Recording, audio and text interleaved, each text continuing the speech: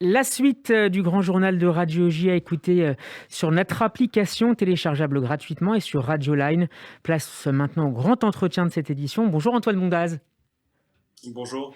Et merci d'avoir accepté notre invitation cet après-midi. Vous êtes chargé de recherche à la Fondation pour la recherche stratégique, enseignant notamment à Sciences Po Paris. Vous êtes, Antoine Mondaz, spécialiste de l'Asie. On s'intéresse ensemble avec vous à la diplomatie mondiale des vaccins anti-Covid. Mais avant cela, j'aimerais qu'on démarre cet entretien par les résultats de la mission d'enquête dépêchée par l'Organisation mondiale de la santé à Wuhan, le lieu de naissance de l'épidémie en Chine. Les experts de l'OMS ne sont pas parvenus à déterminer l'origine du virus, même si la transmission du coronavirus depuis une première espèce animale vers une deuxième, avant une contamination à l'être humain, est l'hypothèse la plus probable. Antoine Mondaz, quels enjeux revêtait cette mission pour le régime chinois ? Alors, premièrement, les enjeux de la mission d'information de l'OMS, ils sont fondamentaux.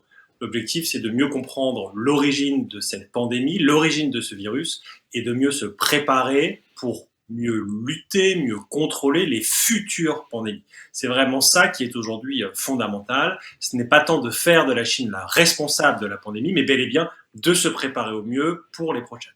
Alors évidemment, du côté des autorités politiques chinoises, l'objectif c'était de minimiser leurs responsabilités et de conforter certaines hypothèses qu'ils mettent en avant désormais depuis plusieurs mois, par exemple l'idée d'une origine étrangère du virus ou encore la nécessité de mener des missions d'information dans d'autres pays. Et là, le principal problème, il faut être parfaitement clair, c'est l'asymétrie en termes d'accès à l'information pour les experts de l'OMS. D'un côté, en Chine, les seules informations disponibles sont celles qui sont validées par les autorités politiques. Il y a donc un filtre à partir des données purement scientifiques, alors qu'à l'étranger, il y a un accès évidemment beaucoup plus transparent, beaucoup plus direct à ces données scientifiques brutes, et c'est ce qui manque aujourd'hui concrètement à ces experts de l'OMS. Et c'est-à-dire, Antoine Mondaz, qu'on doit finalement un peu douter des premiers résultats obtenus par les enquêteurs de l'OMS. Alors que les enquêteurs de l'OMS le disent eux-mêmes, c'est en fonction et à partir des données fournies par les autorités politiques chinoises qu'ils peuvent tirer des conclusions. Et ce caveat, entre guillemets, il est extrêmement important. L'OMS n'a pas eu accès, par exemple, aux fichiers des différents hôpitaux, à la banque de données, à la banque de biodata de l'Institut de virologie de Wuhan, et donc doit se reposer sur les informations fournies par Pékin. Alors vous le disiez, après avoir été critiqué notamment de manière virulente par l'administration Trump, la Chine a riposté en demandant à l'OMS d'enquêter sur une éventuelle origine, notamment américaine, du virus. Est-ce que cet enjeu restera, selon vous, un abcès de fixation des tensions entre Pékin et Washington, maintenant que Joe Biden est installé à la Maison-Blanche ? Je pense qu'il faut vraiment recontextualiser les enjeux, encore une fois, de l'origine de la pandémie. Ils ne sont pas uniquement dans une logique sino-américaine. L'ensemble de la communauté internationale a besoin de mieux comprendre les origines de cette pandémie. Alors évidemment, du côté de l'administration Trump, il y avait eu une politisation de celle-ci, et notamment de l'origine du virus. Les Chinois font exactement la même chose. Depuis plusieurs mois, par exemple, les Chinois ont évoqué tour à tour une origine américaine, puis française, puis italienne, puis espagnole, et maintenant cambodgienne du virus. Il s'appuie par exemple sur l'argument selon lequel le virus s'est propagé à travers les chaînes de produits congelés. Or, l'épidémie n'a pas pu commencer à travers des produits congelés. Les produits congelés ont potentiellement pu être un vecteur, mais en aucun cas l'origine même de la pandémie. Antoine Bondaz, l'étude de la revue The Lancet sur l'efficacité du vaccin Sputnik V a suscité un grand intérêt concernant les recherches russes. Comment Moscou et Pékin, qui est donc l'un des autres grands acteurs de la partie, participent à cette géopolitique du vaccin à côté évidemment des Américains et un petit peu moins des Européens ? Alors, il est extrêmement important pour les Russes et encore plus pour les Chinois d'être capables de démontrer qu'ils ont des capacités d'innovation et qu'ils sont capables, tout comme les entreprises américaines notamment, de mettre au point un vaccin dans des délais extrêmement resserrés. Pour les autorités chinoises, je dirais que c'est encore plus important.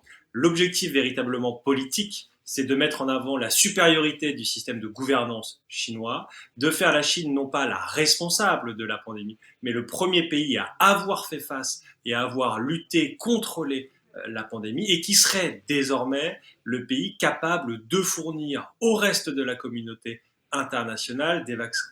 Et en cela, les autorités chinoises se concentrent depuis déjà des mois, non pas sur les pays développés, mais avant tout sur les pays en développement. Les essais cliniques ont eu lieu, par exemple, au Brésil, en Indonésie, au Maroc, et ces pays, que ce soit des pays africains, moyen-orientaux, sud-est asiatiques ou d'Amérique latine, sont les premiers à recevoir des doses de vaccins chinois. Et la Chine met en avant un argument extrêmement simple.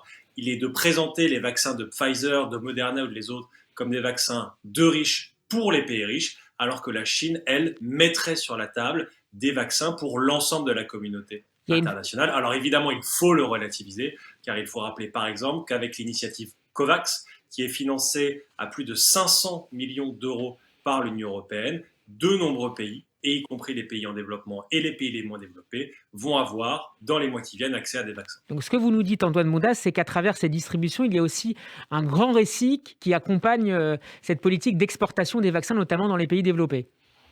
En développement plutôt. Il y a une lutte d'influence politique très claire vis-à-vis des pays en développement. Et puis j'irai même au-delà. Il y a eu des enjeux extrêmement concrets, extrêmement clairs pour les autorités chinoises. Il y a des enjeux économiques. L'objectif, il est pour les grandes entreprises chinoises d'apparaître sur le marché international comme des concurrents ou en tout cas des alternatives aux produits et aux entreprises occidentales. L'enjeu, il n'est pas tant uniquement la question du vaccin contre la Covid-19, mais plus largement la question des vaccins, la question des médicaments, la question des équipements médicaux. Et pour la Chine, il y a des enjeux évidents dans des pays en développement qui ont des besoins sanitaires croissants, qui ont une population qui continue de s'accroître et dont le niveau de vie augmente, et des marchés dans lesquels la Chine est en meilleure position pour être en compétition que sur les marchés développés, que ce soit en Israël, en France ou aux États-Unis.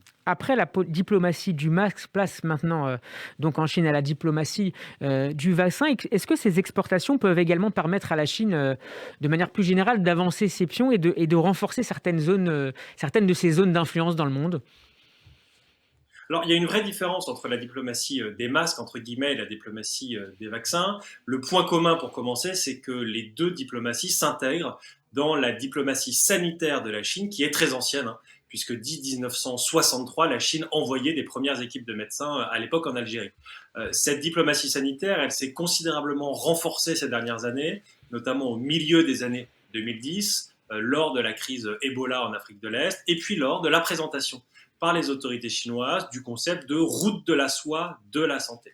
La différence entre les masques et les vaccins, entre guillemets, c'est que les masques étaient tout azimut. Ils visaient à la fois les pays développés et les pays en développement, alors que la diplomatie du vaccin, elle, va cibler en priorité et quasiment exclusivement les pays en développement, avec une raison simple. Les pays développés sont déjà saturés, entre guillemets, par les vaccins produits par les entreprises occidentales. En parallèle, cela fait que les pays en développement ont des plus grandes difficultés d'acquérir ces vaccins, par exemple Pfizer, Moderna ou d'autres. Et donc la Chine, entre guillemets, a un espace qui va durer plusieurs mois et dans lequel elle essaye de évidemment s'enfoncer avec, in fine, je vous le rappelle, économique, mais aussi des intérêts politiques, faire de la Chine un partenaire extrêmement important, un partenaire incontournable désormais de l'ensemble de ces pays. Merci beaucoup Antoine Bondas d'avoir été mon invité. Je rappelle que vous êtes chargé de recherche à la Fondation pour la recherche stratégique. Votre interview est à retrouver en podcast sur radioj.fr et en vidéo sur notre page YouTube. Bel après-midi à vous et à bientôt. Merci à vous.